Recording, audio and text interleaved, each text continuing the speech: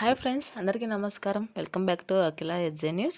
ఈరోజు మన వాతావరణ శాఖ చెప్పిన తుఫాన్ గురించి అయితే చెప్పడం జరుగుతుంది ఫ్రెండ్స్.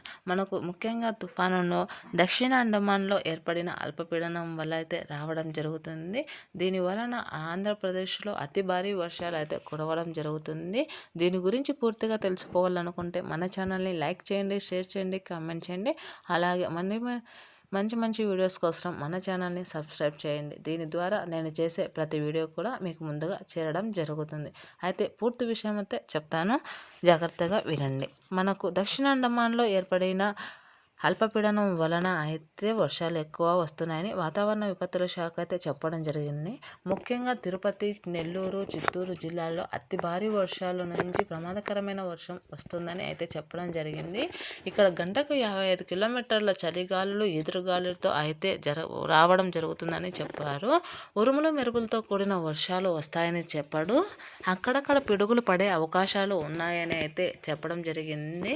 కడప, సత్యసాయి జిల్లా, అన్నమయ్య జిల్లాలు ఇక్కడ మోస్తారు నుంచి భారీ వర్షాలు పడే అవకాశం ఉందని అయితే చెప్పడం జరిగింది. దీనివల్ల ప్రజలందరూ కూడా జాగ్రత్తగా ఉండాలని వాతావరణ విపత్తుల శాఖ అయితే పేర్కొనడం జరిగింది. రానున్న సోమవారం నుంచి కూడా ఇంకా వర్షాలు అయితే ఉన్నాయని చెప్పడం జరిగింది. 26వ తేదీ వరకు అయితే భారీ వర్షాలు ఉన్నాయని వాతావరణ శాఖ అయితే చెప్పడం జరిగింది. అండమాన్లో ఏర్పడిన అల్పపీడనం వలన అయితే ఈ వర్షాలు అధిక మొత్తంలో వస్తున్నాయి. ఇవి తమిళనాడు కోస్తాను తగులుకొని మన ఆంధ్రప్రదేశ్కు ఎక్కువగా వచ్చే అవకాశాలు ఉన్నాయి. ఆంధ్రప్రదేశ్లో అధిక నష్టంలో జరుగుతుందని అంచనా వేయడం జరిగింది మన వాతావరణ శాఖ అయితే. కావున ప్రజలందరూ కూడా అప్రమత్తంగా ఉండండి, జాగ్రత్తగా ఉండండి. చెట్లు, వర్షాలు వచ్చే చోట అయితే ఉండకండి. దీని వలన అధిక ప్రమాదం జరిగే అవకాశాలు ఉన్నాయి. కాబట్టి అందరూ కూడా అప్రమత్తంగా ఉండండి. సోమవారం నుంచి భారీ వర్షాలు ఉన్నాయని అయితే వాతావరణ శాఖ పేర్కొనడం జరిగింది.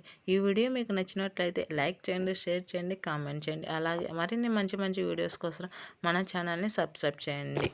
Thanks for watching.